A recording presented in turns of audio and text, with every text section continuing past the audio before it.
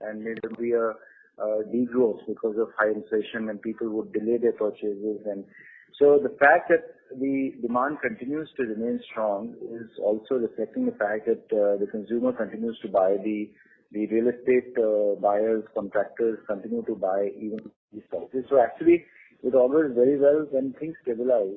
This we believe that this growth intake or better than this should continue. Thanks a lot. Thank you. The next question is from the line of Renu Bai from IIFL. Please go ahead. Yeah, thank you for the opportunity and good morning, everyone. So my first question is, given that you've highlighted steep inflationary pressures and volumes still being steady, are you seeing any risk with respect to downtrading by consumers, especially given these headwinds in the market? Well, we've not seen that much in that thing. Again, in electrical products, in fact, I would argue, Renu, that when there is high inflation times, there is a shift from unorganized sector to organized sector, because when people are spending more on an electrical installation in the house, because of the raw material increases, they would want to even go stretch a bit beyond and go for trusted brands and high quality products. So we've actually seen that there is improvement in the kind of purchasing which happens. However, we are also wary of the fact that India is a large country with very varied customers all across regions as well as channels. And today, I would say that Havells is far more balanced in terms of offering different brands and different feature-led products to the consumers, whether it is for affordable housing or for premium customers. So we have a vast array of products and brands across categories. So this is where I had the second question linked, that last year we had a reasonable share gain coming in from shift from unorganized to organized, plus smaller players losing share. Now in the current environment where everything seems to be now getting back to normal, both on supply chain as well as business operations, are we seeing the share gains being sustained? And across some of the key categories, are you seeing any signs of consolidation or market share gains further strengthening because of some other brands losing out? Yeah, I think market shares gains and consolidation will continue to happen. In fact, in an inflationary environment, the relative gap between unorganized and organized sector reduces. The other thing is, we've also seen, though we've been able to manage it well, there has been supply chain disruptions, and for organized sector, it is easier to manage as compared to the unorganized sector. So there are supply chain disruptions, and volatility in the raw material also is managed better by large and organized players. So I would say that this shift is continuing, and hopefully with the larger part of the wallet share, I think this shift will continue to happen. Sure. So the second question is on the ASP spending, which was anyway relatively muted in the last few quarters for Havells. We have seen further shrinkage in this quarter. So by when are we expecting to finally revert back to normal AMC spend of at least 2.5% of revenue? And do you think that shrinking these spend can have medium-term implications on growth in a hyper-competitive market? Yeah, I think the investment for Havells in brand continues to remain. And, from this year, last year was a COVID year. From this year, we had decided that we will start investing back into the brand at normalized levels. The muted spends in the second quarter, first half is more because of the timing effect. We definitely see normalized A&P spends coming in because of the festive season, plus the demand for summer products coming in the next 6 months. So we will, start seeing coming back to normalized levels soon. Sure. And my last question, if I can ask on Lloyd, where are we in terms of investment in channel distribution for the non-RAC portfolio, specifically reps which were launched and washers? And do we have any medium-term targets which can be shared in terms of market shares or revenue growth for these categories? I think we are well positioned. Again, any new category requires good amount of time to get deeper into distribution. But we are, moving forward in terms of penetration in the channel. And there's good acceptance both in the new models of washing machines as well as the new category of refrigerators. Good acceptance from the trade. Obviously, the consumer demand has to be generated over a period of time. But we are quite hopeful that in the coming times, these two categories would become a sizable part of Lloyd. Sure. Thank you, and all the best. Thank you. The next question is on the line of Nitin Arora from Axis Mutual Fund. Please go ahead. Hi, sir. Thank you so much for taking my question. Just again, dwelling more on the demand side, because you always keep a very fair outlook on the demand. Now, at one end, you're saying the demand outlook is very good because of the real estate part. At the other end, we are saying there is a lead lag in pricing, which you were not able to take, some margin should normalize going forward. When the demand, my first question is, when the demand was so strong, what stopped you taking the price hike even in this quarter? And the other part of this question is that despite a market share gain from an unorganized, the volume growth is still about 10-12%, which is a normal growth rate which you used to do pre-COVID. So, I'm sorry, sir, I just found this statement very contradictory, so just thought we'll ask you, and I have 2 more questions after that. Okay. Intelligent question, I would say. I would say that, when we are not really in a commodity industry where, raw materials or input costs go up and the next day you increase prices. There is a trade in between. There is a expectation of, how the competition is behaving. And so there is always, and this is a, very different times than normal cost increase of 2 to 5%. There is, unprecedented price increases. Copper has grown 100%, steel has gone up 100% in the last 1 year. So it is never a, time where, things settle down. So in the trade, acceptance of the product, the pricing, everything has to take time. So there is a lag behind that. And again, as I said, you can't compare it to a commodity industry. So brand and distribution industry plays very differently. And of course, you can say, it's almost like a testing of both the trade and the consumer. That at what is the price elasticity for demand not to, start getting impacted. So that's something which continues to remain, and that's the reason for the lag. The second question, and I think I alluded to a bit before as well, but despite the fact that there is such high inflation, which has again not been seen in the, I would say, past years of, or at least my experience, the fact that we see volume growth of normalized times is actually quite a good indication that the demand is strong. So I would argue that during such an inflation time, the demand would soften both for the consumer as well as for the industrial and residential real estate developers. But the fact that volume growth is continuing, which actually these segments have seen muted growth or even degrowth in the last few years. So there's been in such an inflation trend, if it is increasing, so it's a very, very good indication for the future. And so generally, with respect to 2 things, one is the inventory in the channel, how we as place there, and generally as a sentiment, as a customer sentiment, and the retail, is it safe to assume that this quarter was, more of retail lower than the wholesale channel filling was higher, and then eventually this quarter seems to be where the company expects the retail finally to start picking up? No, I would not say that this was a quarter of filling up. I would say that the primary to secondary ratio would be, same. It would not be that this was a time of filling up the trade. So the inventory, one can assume, is still at a very normalized level? Normalized levels. I would say the inventories are at normalized levels. And just a last question on the Lloyd. Lloyd, there's a comment came by the company in the presentation, the high competitive scenario. Now, so this industry is being competitive from last 10 years. I think next 10 years also will be very competitive.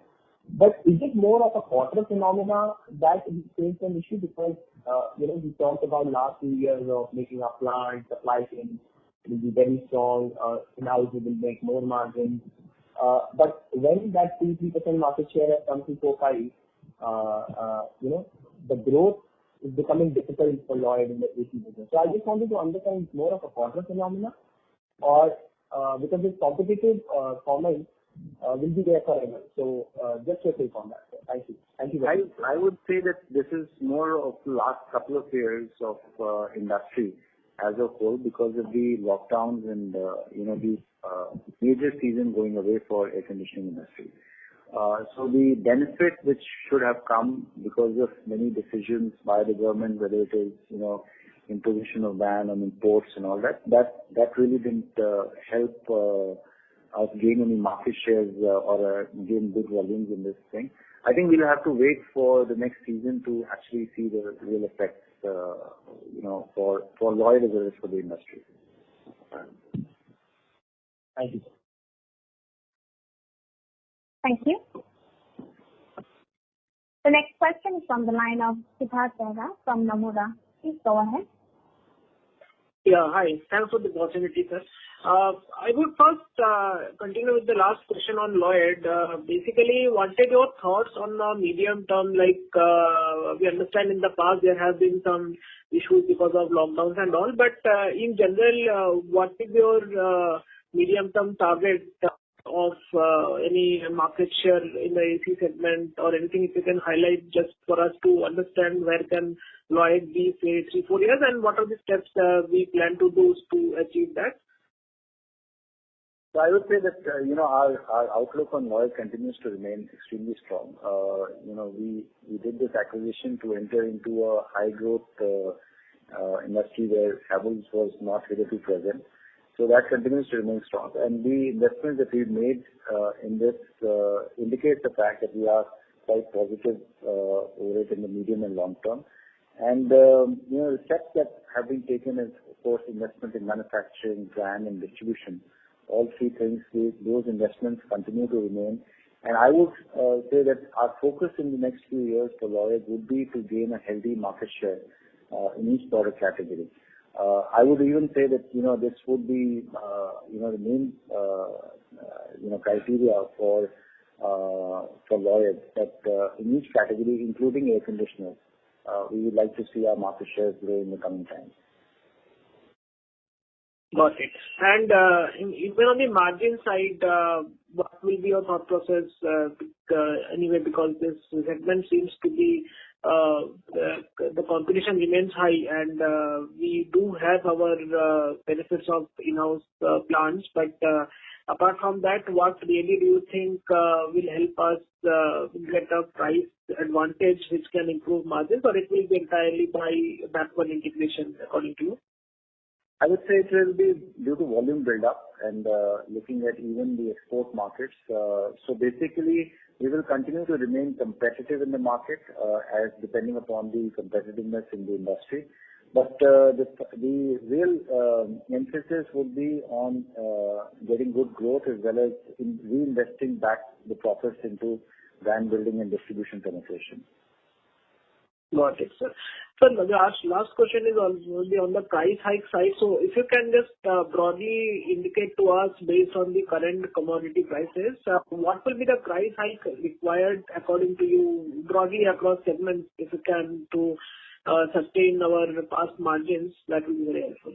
Thanks a lot. It will be very difficult to tell because the price, there is too much volatility in the cost. And we usually wait for some time to see the stability in the price and then take the decision.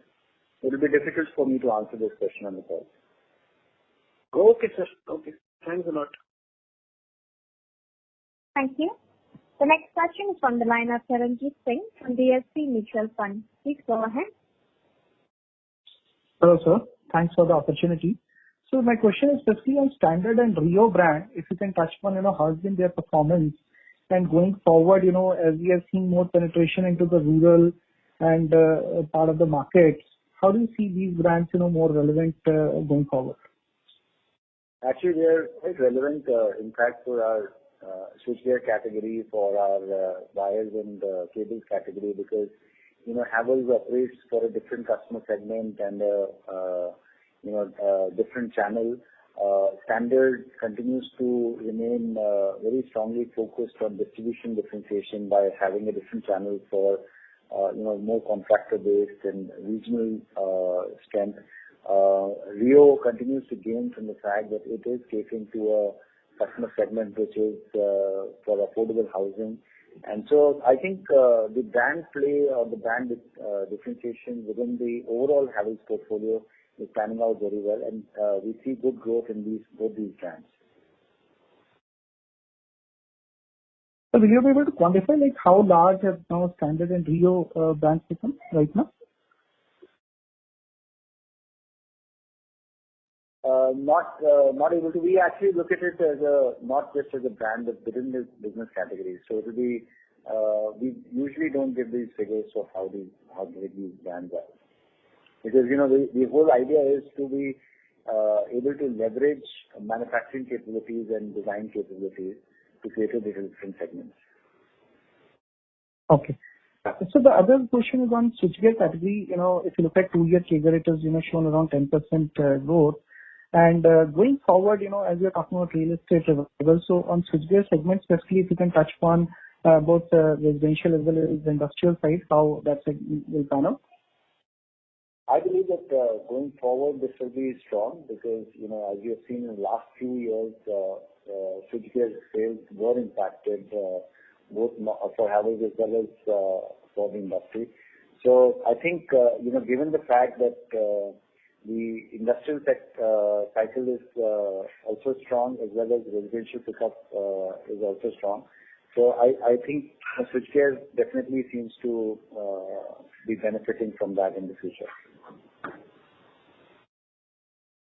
Okay. So lastly, in terms of B2B, B2G side of the businesses, if you can touch upon, because in-house maybe we can see significant pickup in the infrastructure related execution. So how does that, lead to this overall growth for us in terms of infrastructure as a segment contributing for us in overall revenue terms? Will you be able to quantify? That's my last question. Yeah. I think we see good traction in both B2B and B2G, industrial, infra, all the segments. And also on the property side, we see from the developers as well. So I think as we alluded in the switchgear, on the lighting side, on the cable side, everywhere, I think we see good traction. I think that's why we remain confident that growth momentum should continue despite the price headwinds.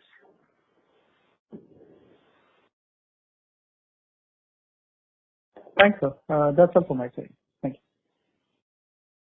Thank you. The next question is from the line of Ankur Sharma from HDFC Standard Life Insurance. Please go ahead. Yeah. Hi, sir. Good morning, and thanks for your time. First question, on the fans segment, if you could just talk about, what would have been the industry volume growth, either in Q2 or the first half, and, how our market share would have moved in the fan segment? I believe that, our focus on market share gains continues to remain. I would say that here we saw normalization of the inventory levels in the trade, and hence not a very high volume growth in terms of fans, as we've already said, almost 50% is price-led growth.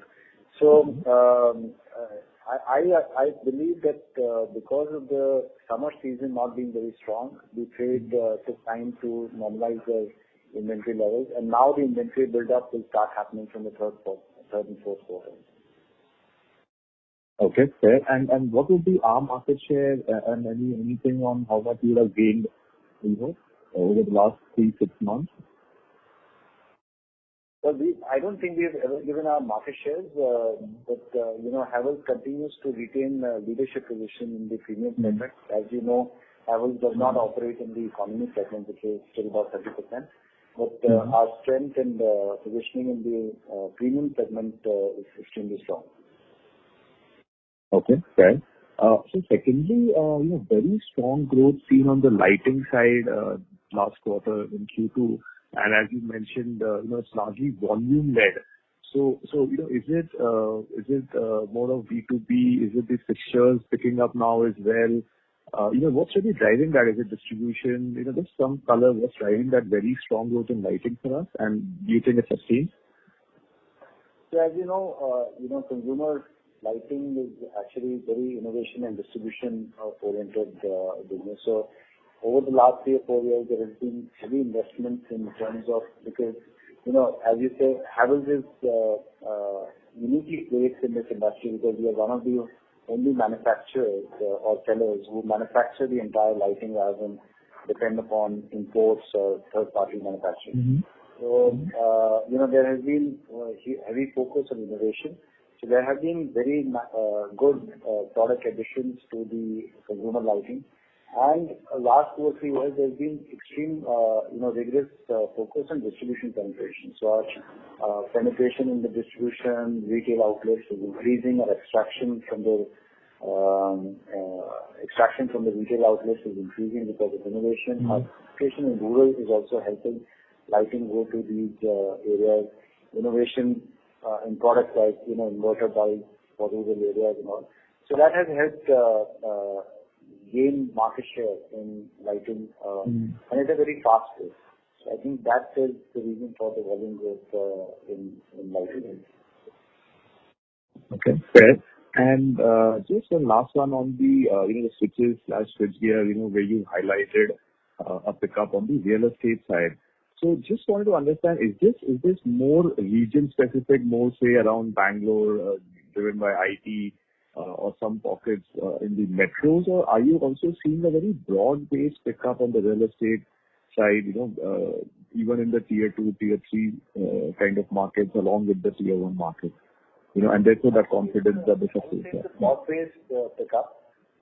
In fact, as compared to last year, it's more broad-based because last year was more tier 2, tier 3. Now it is not only the tier 1 cities, but also, as you rightly pointed out, in the urban areas like IT sector. So generally, there is a pickup across the customer segments and the regions. Understand. Great. That answers my question. Thank you so much. Thank you. The next question is from the line of Sonali Salgaonkar from Jefferies India. Please go ahead. So thank you for the opportunity. So my first question is regarding price hikes. I understand you cannot comment on the quantification of the upcoming price hikes, but could you broadly quantify what has been the YTD price hike on an average across your portfolio, and also how much price hike you took in Q2? It will be difficult for me to give these numbers because, each business behaves very differently.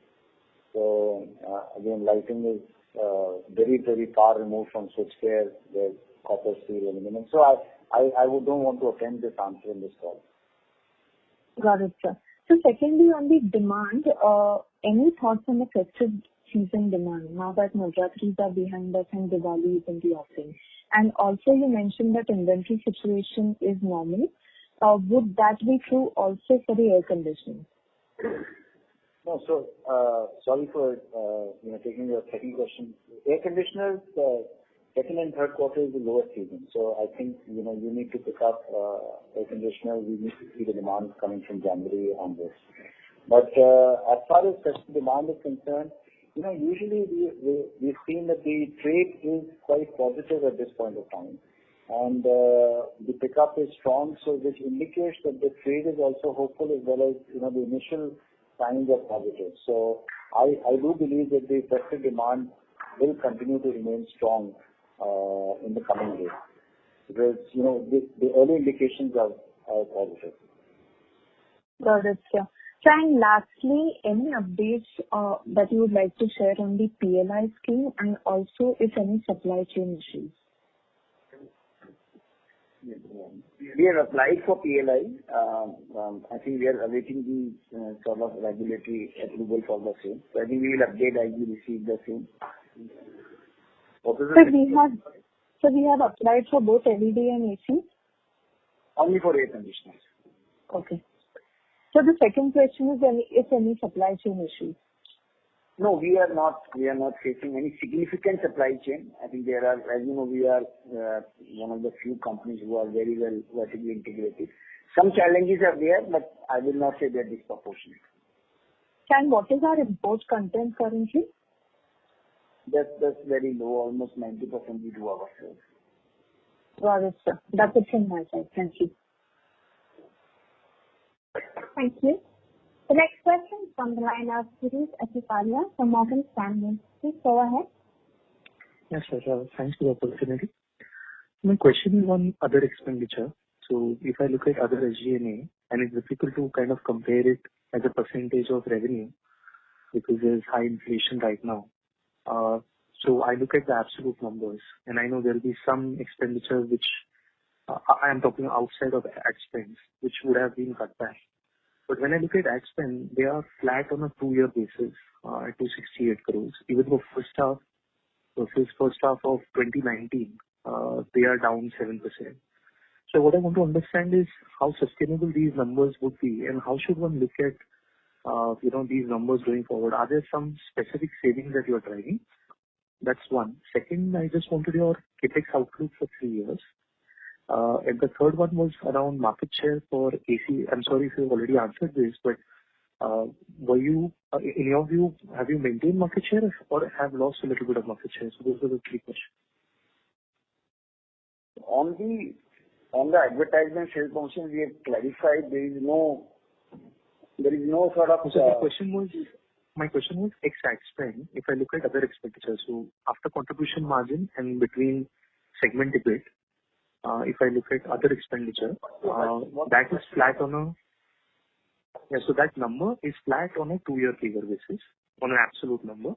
And I know as a percentage of sales is unfair to comment because the inflation 2 years back was different. So the current run rate of 268 crores, is that a sustained number? And have there been some specific savings that will continue from even in ensuing quarters? As you remember, last year we had mentioned that when COVID happened, we looked at the good costs, the bad costs. There were certain sustained cost takeouts which happened. And of course, there is an increase over last year wherein the good costs might have come back, but certain bad costs are out. So yes, what we have seen in the second quarter is sustainable going forward. Certain things, of course, will continue to increase with our continued investment on manpower. But otherwise, generally, this is the right SG&A spend for the second quarter. As far as advertising, we've already mentioned that there is no point in looking over last year or last year. Sure. Because of the timing. The first quarter had IPL in 2019. This quarter was a lockdown, so it's very difficult to compare. Going forward, we believe that the advertising levels will start coming back to normalized levels. So CapEx question. I think there was another question. Yeah, CapEx outlook and AC market share of Q2. Yeah. So again, it can't be looked at as a one quarter, but generally in the last 1 or 2 years, we've started gaining market share. Sure. And anything on the CapEx outlook, sir, for this year and following 2 years? For this year, we estimate around 250 crores on a 300 to 350 crores as a total. And next year, we shall be coming back with our revised plans by the end of the fourth quarter. So one small clarification, and it's the last one. The contribution margin for cables and wires is quite low. And I know because of the commentary that we've made, but what I want to understand is that is the mix more towards cables and hence it was slightly more difficult to pass it on? Or that is not the reason in this specific quarter for contribution margin to be where it is for cables and wires? No, you are right. First of all, cables difficult to pass on because of certain orders already in hand. But the mix was more skewed towards wires in this case, and that's why we believe that it's more for temporary phenomena that we should start seeing margins improving from here. Okay, perfect, sir. Thank you so much. Thank you. The next question is from the line of Pulkit Patni from Goldman Sachs. Please go ahead. So thanks for taking my question. Just one question.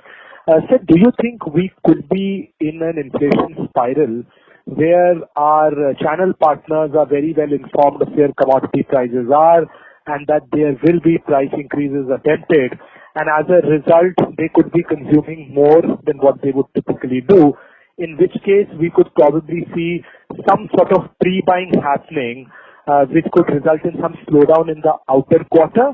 Do you think that is something which is possible? Because I understand all our channel partners are very well aware of how commodity prices are moving. That's the only question I have. Again, a very challenging question, but I think a lot of price increases happened between the second quarter of last year till about the first quarter of this year. And during the last quarter, there have been I would say there is more normalization of inventory levels. There will always be some pre-buying, whenever, there is an expectation. For example, the copper went up again, and there will be some pre-buying happening, just of those events. But then again, it takes about 15-20 days to start coming back to normalized levels. So over a longer period of time, I think, I would say trade is not only smart to pick up, but trade is also, very smart to keep their ROCs intact. Okay, got it, sir. That was. Thank you. Thank you. The next question is from the line of Latika Chopra from JP Morgan. Please go ahead. Yeah, hi, thanks. My only question is on margin outlook. In the beginning of your comments, you had mentioned that you're hopeful to improve margins going forward. Just wanting to check, is this confidence shared on the gross margin levels, and is this driven more by you taking more price hikes going forward, or are we looking at any other cost levers here as well? Thank you. So we believe that, the kind of raw material volatility which has remained, it's possible that we've not been able to pass on the entire cost in the last few months, and there will be certain price increases if the raw material continues to remain high. But we are definitely, hoping and viewing that if there is some sort of settlement there, then there could not be any requirement of a price increase, which would bring our margins to a little bit better level than before.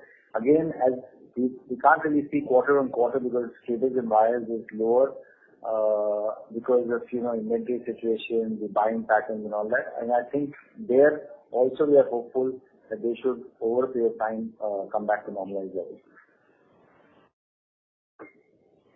Sure. Thank you. Thank you. The next question is from the line of Havells Ltd from JM Financial. Please go ahead. Yeah, thank you for the opportunity, sir. It was partly addressed. Just wanted to clarify on the margins front. If we look at in the past, our margin range was between 13 to 14.5%, talking ex-Lloyd at EBIT level. While if we see currently last 5 quarters, we've had between 17 to 19%, and the last quarter being at 16%. So just wanted to check, when you say that, our margins would improve from here on, so part of the margin expansion is obviously to do with the cost control. And given the, given the exceptional situation we are in. But if I were to ask you, sir, in a normalized situation, wouldn't some of these costs come back? So what is the extent of margin improvement would you see from the current levels? The margin is, again, I would say that I'm a bit surprised at the fact that you want to know what is our margin target. There is no margin target. We always want to grow in terms of revenues, and we want to continue to invest in brand building, and and we have to continuously look at the competitive position. So it's not really something like a margin target that we have, whether we want to maintain 15%. If that was the case, then probably when it was going 17-18%, we should have curtailed those margins. That never happens like that. It's all dependent upon the revenue growth, the kind of investment that we're putting in, the raw material position at that point of time. But generally, there is a range of margin that the company would like to operate in. And that range is, I would say that, because of the unprecedented cost increases, this has been at a lower level, and it has been at a higher level during the last 3 quarters. So there has been a range, you can imagine, that we would try and remain between this range in the coming quarters. Got it. Thank you so much. Thank you. The next question is from the line of Naval from MK Global. Please go ahead. Yeah. Thank you for the opportunity, sir. My question is on the others category. If I adjust for 1Q22, the segment has been hitting a new base on YOY basis. So, if you can share some insight, which category or across the categories which are part of this are is it firing from all cylinders? And secondly, what is the margin aspiration also, because that is now closer to double digits. So, are we looking for similar to what we have in ECD category? So in the others, as you have seen, I think most of the categories are doing well. Particularly the motors have been doing pretty well for us. But I think we have always maintained these other category takes certain years, because they start sort of showing up both on the revenue growth as well as on the margin. So I believe there is a continuous improvement which is happening on both these counts in these categories. And I think we believe this can only further improve going forward. Okay. And second question on cable and wires. So the way volume growth has been there across the other categories, and now, as you mentioned clearly, there's a strong demand in real estate and construction. So will this category also see now equal contribution coming from volumes, as volume growth will be like stronger? Well, I think we hope so, but you should be aware there has been an unprecedented sort of growth in the pricing in this business. So, but we do hope, because of the factor which you also outlined, that there should be a very decent volume growth in this business as well. So yes, I think the hope is pretty much on the positive side. And one last on Lloyd, although you have highlighted in detail, how hopeful are you that industry will be able to take a price hike this season? Because one of the players continues to remain very, very aggressive on pricing and market share gains. So how hopeful are you that this season will be like normalized for the industry? I think we'll continue to be watchful in the industry. You have mentioned about the hyper competitiveness. I think we will take it actually as it comes. So I don't think we work in absolute. I think we work on relativity, so we will see as it comes. Sure. Thank you so much, and all the best. Thank you. The next question from the line of Havells Ltd from SBI Mutual Fund. Please go ahead. Thank you for the opportunity. As you highlighted, there has been an unprecedented increase in the prices across categories. So are you actually seeing an impact on the demand, or are you also seeing any level of down trading because of the price inflation? I think we have addressed this question initially, but I think consumer demand in general has been very resilient. As somebody asked whether volume growth looks very sort of normalized, which used to happen earlier. But I don't think in a decade we have seen such an unprecedented sort of increase in the commodity cost. Despite that, if there is a growth in the business and the demand, I think it augurs extremely well. I think as a business, we feel very enthused, and that's the only thing we can say. You see, we continue to be sort of very positive on how the business should pan out going forward. In general for the economy, not just for us as Havells. Sure thing. Just a last question from my side. Ex of Lloyd's, would it be possible to share the channel mix across the general trade, modern trade, and e-commerce? No, we do not share these. Thank you. Sure. Thank you so much. Thank you. The next question is from the line of Rahul Agarwal from InCred Capital. Please go ahead. Yeah, hi. Good morning, and thank you for the opportunity. Most questions got answered. Just to one clarification on CapEx. My sense was, we had a higher plan of about 500 crore each year going into this year and next year. Obviously, you've done lesser, 140 crore in first half. You're guiding for 300-350 crores this full year. What would be the revisions like? Essentially, what are the areas, where we have basically revised the CapEx? And related question to that was, any update on the AC plant, which we announced in February in the South India? Actually, because of this COVID-related disruption in the first quarter, as you're aware, the things have been sort of delayed. So there is not much revision. It's just they got deferred. So I think it is very normal in these situations. On the AC plant also, I think there will be update. We have tied for PLI as well. I think there will be update, as we just mentioned earlier, at the end of the fourth quarter. But there has been no significant down revision in terms of our CapEx plan, because these are the long-term investments, I think, which we continue to do. Right. Got it. And secondly, just to clarify, obviously the base is quite high going into second half. And it's both on top line as well as margins. Last year we did about 15.5%. That's my sense is that's more of a function of a lot of discretionary costs were not actually incurred at that point of time. So going into second half of this year, you obviously take price hikes. Margins can get better on the contribution level, and then there is some amount of ad spend which will also obviously get incurred. But as Mr. Anil said on TV today morning that we're still looking at 14.5%, for the full year. Is my understanding correct, that we're looking for 14.5% for fiscal 22?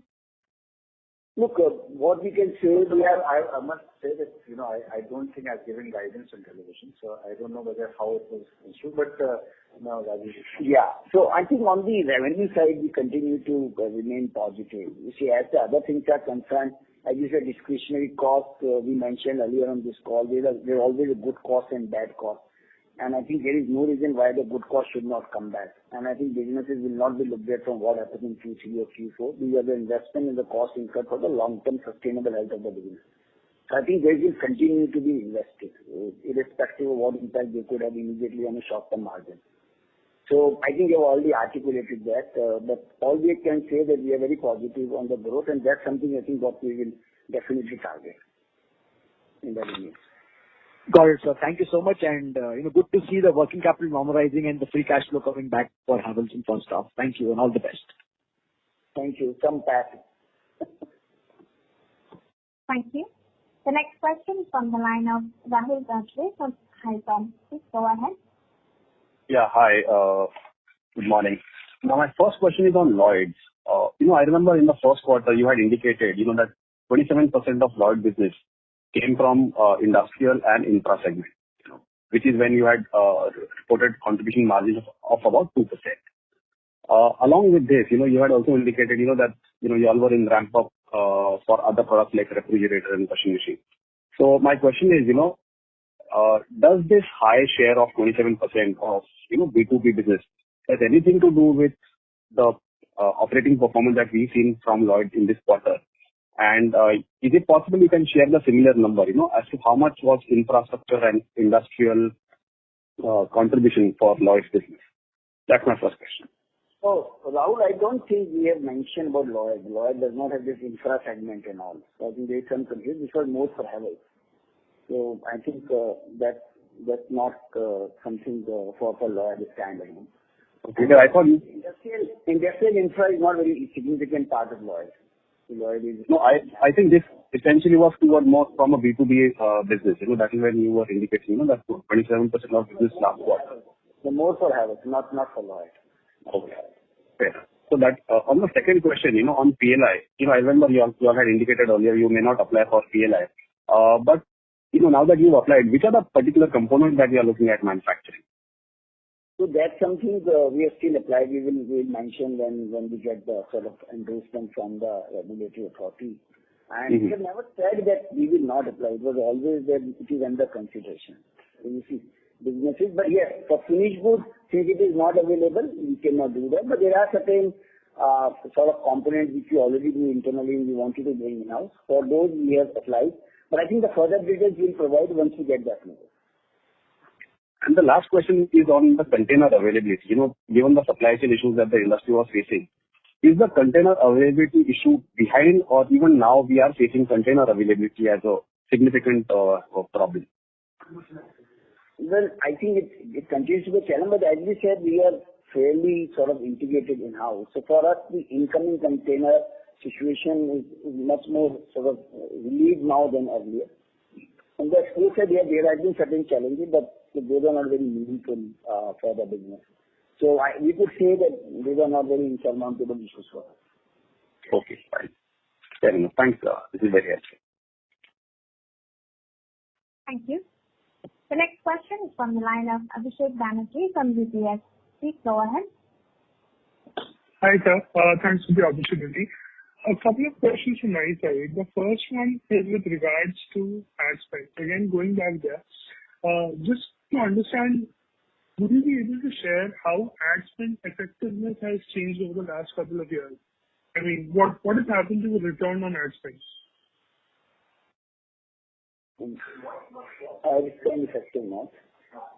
So this is, look, what we can claim is that ad spend is shifting more sort of digital than, but we continue to present in all the mediums because I don't know, it's difficult to say which is getting irrelevant. So I think our ad spend is now getting more broad-based on the digital channels, on the e-commerce channels, on the TV as well as the you see the print media. Effectiveness, I think it continues to be there, but frankly, we do not like to track and claim what percentage would be there and there. And it is more of an investment for us than just a P&L item. Okay, sir. Understood. Now, coming to the second part of the question, so what is, I mean, is there any discernible change in consumer behavior that you're seeing with regards to consumers being open to new categories? Because I did some store visits over the last couple of months, and I saw a lot of new categories in stores. Something like a Roomba robot which cleans rooms and all. So are you seeing anything of that? I mean, is that a countrywide phenomenon or is it just limited to certain pockets of the country? The consumer is much more aware than he has been earlier because of his exposure to the internet and what he sees on the global basis. So again, we continue to respect consumer in terms of his choices and how he wants to upgrade, wants to feel more comfortable, and wants to pick up things which will make his life easier and happier. So I think that this is something evolution which is happening. It's only improving, and that's where Havells is targeting as to how we can come closer to the consumers by putting more and more innovative sort of products for him. Understood. And so you mentioned a 10% reliance on products which are not manufactured earlier, which I guess are imported. Now that 10% is in terms of value? Yes. It may be less than 10 as well. It could be something like 6-7%. Okay, sir. Understood. That's all from my side. Thank you so much for your time, sir. Thank you. Ladies and gentlemen, due to time constraints, that was the last question for today.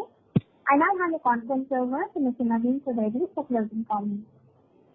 Yeah, thank you everyone for participating in this call. We would like to thank the management of Havells India for giving us this opportunity. Anjit, do you have any closing comments? No, I think thank you everybody and seasonal greetings to everybody on this call. Thank you.